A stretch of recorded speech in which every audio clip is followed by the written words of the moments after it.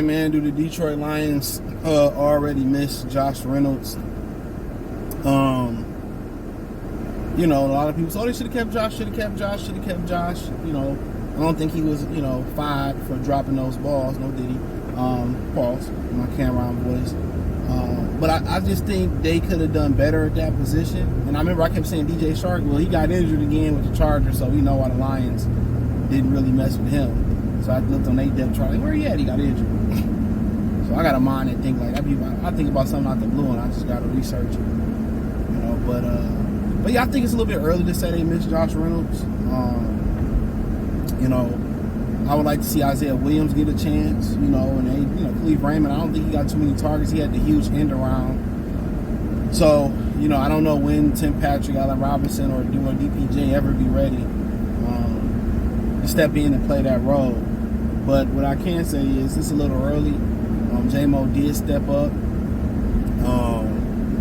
And this is one of those issues that you want to tackle now. You don't want to wait later to tackle. You know what I'm saying? You don't want to wait later to tackle these issues, man.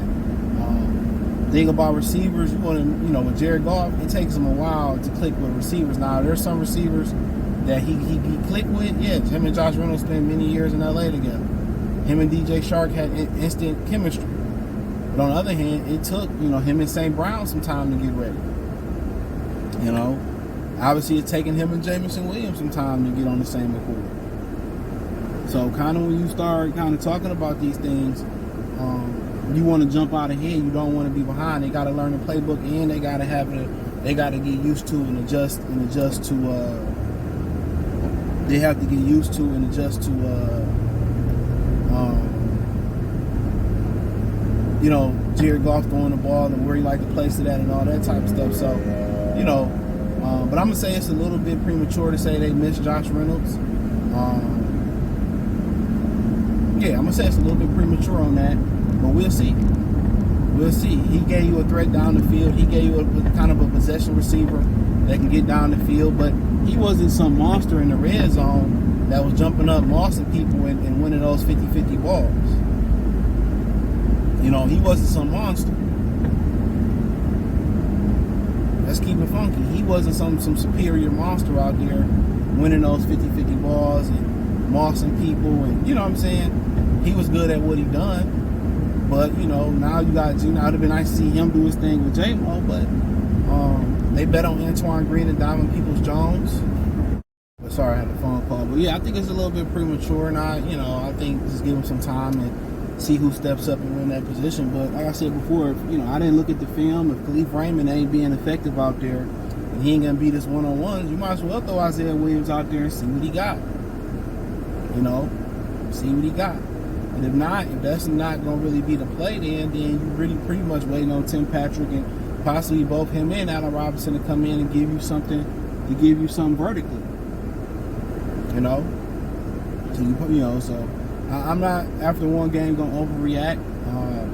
You know, David Montgomery said, you know, when he got the game ball in the locker room, that Ben Johnson said it was going to get ugly. It wasn't going to be a good game. I mean, when you don't practice and you don't play in live games in preseason, it's hard. And that's one thing about the college season, man. Like, you know, I don't think they do inter joint practices in college neither. I don't think they do that.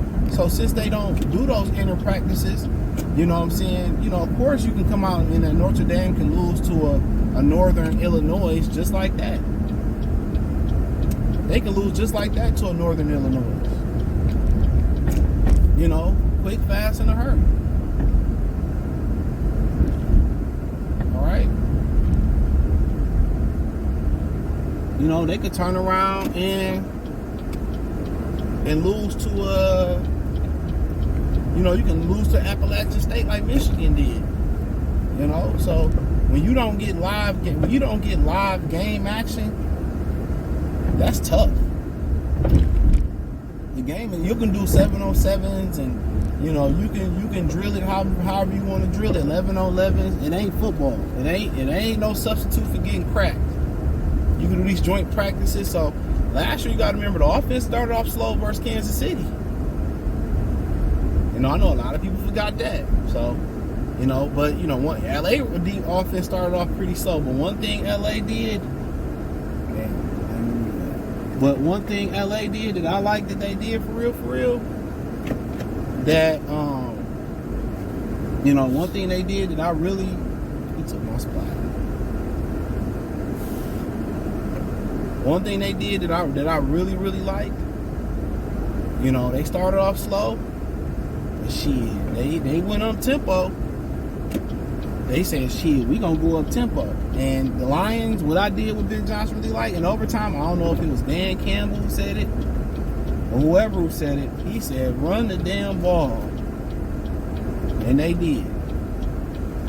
But as far as Josh Reynolds, it's early. It's real early. You know? So,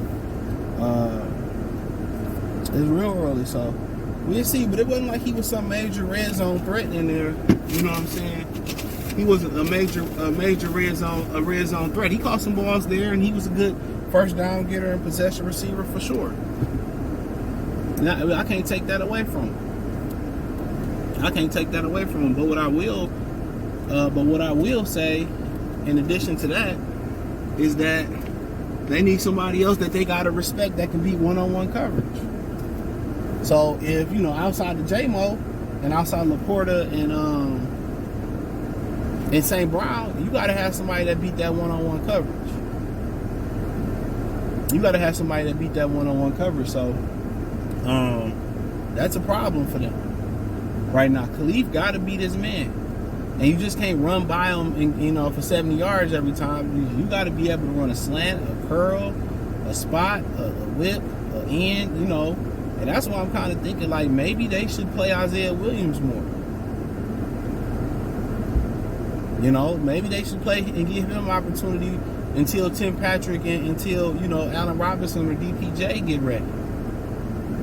And see what he got. You know, that way Khalif can kind of, you know, come in and do his thing and return kicks and not have as much on his plate. So, but yeah, I think it's a little bit premature to say that they missing the kid, Josh Reynolds just yet. But yeah, I do think, you know, you can't have any liabilities out there offensively. You know, especially when you're talking about at the receiver spot, like, you got to be able to win your one-on-ones.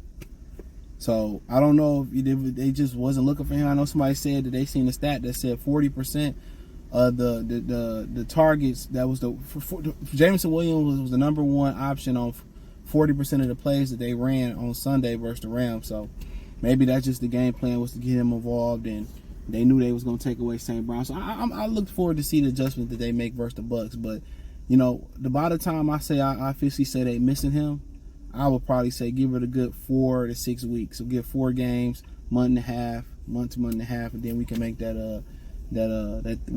assertion. We can make that statement. So let me know what y'all girls and guys think. I appreciate y'all for rocking with the channel. Hit the link tree. Find me on X, Instagram, Spotify, Anchor, Cash App, Venmo, PayPal. Check out Detroit Lions Talk playlist. Don't forget, check my other channel, Goodfella TV. Check that Patreon over there, man. That link's in the link tree. Peace.